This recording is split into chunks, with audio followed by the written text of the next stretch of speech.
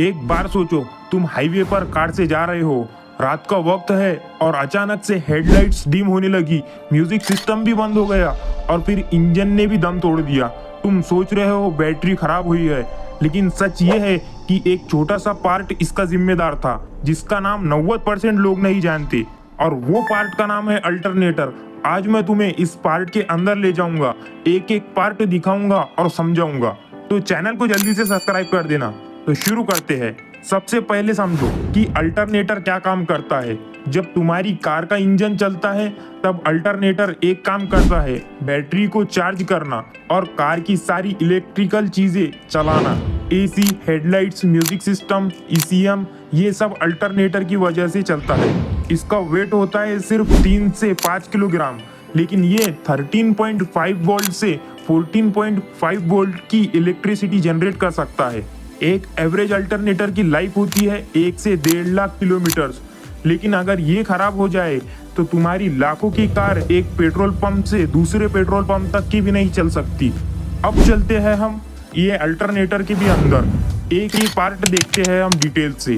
Part number 1 है rotor. ये alternator का हार्ट है। ये घूमने वाला पार्ट होता है जो इंजन की बेल्ट से पावर लेता है। इसके अंदर होती है फील्ड वाइंडिंग, कॉपर वायर की हजारों राउंड्स की वाइंडिंग जो मैग्नेटिक फील्ड बनाती है। जब इंजन चलता है तो बेल्ट रोटर को 1500 से 3000 आरपीएम की स्पीड में घुमाती है। इसके घूमने से जो मैग्नेटिक फील्ड बनती है वो स्टार्टर मोटर में इलेक्ट्रिसिटी जनरेट करती है। रोटर का वेट होता है 1 से 2 किलोग्राम। Part number 2 starter. ये अल्टरनेटर की बॉडी है। ये बिल्कुल हिलता नहीं, हमेशा फिक्स रहता है और रोटर इसके अंदर घूमता है।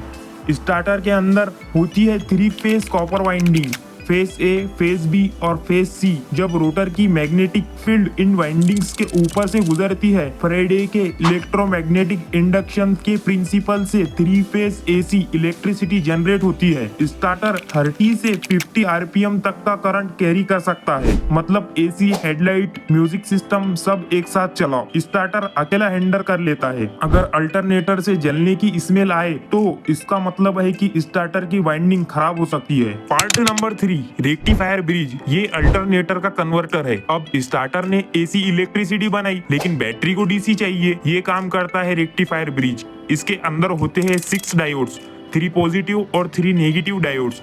ये डायोड्स एसी करंट को डीसी में कन्वर्ट करते हैं। ये प्रोसेस 1 सेकेंड में 1000 बार होती है।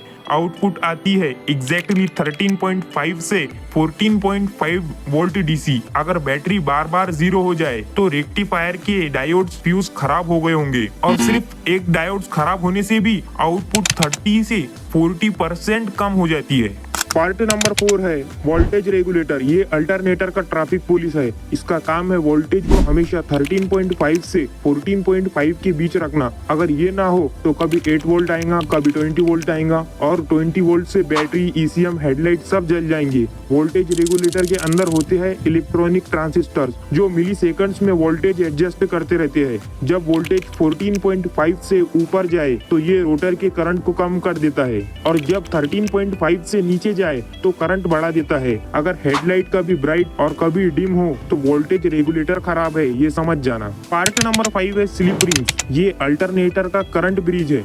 ये 2 होती है, पॉजिटिव और नेगेटिव, और ये रोटर के शाफ्ट पे डायरेक्टली फिट होती है। इन पे कार्बन ब्रशेस स्लाइड करते हैं और 5 से 8 एम्पियर का डीसी करंट रोटर की वाइंडिंग में देते हैं। ये करंट रोटर में मैग्नेटिक फील्ड बनाता है। स्लिप रिंग्स कॉपर या ब्रास की बनी होती है। सरफेस पे एकदम स्मूथ होती है ये। अगर अल्टरनेटर से ग्राइंडिंग की आवाज आए तो समझो कि स्लिप रिंग्स घिस गई है। तो ये थे अल्टरनेटर के 5 part: rotor, starter, rectifier bridge, voltage regulator और स्लिप रिंग।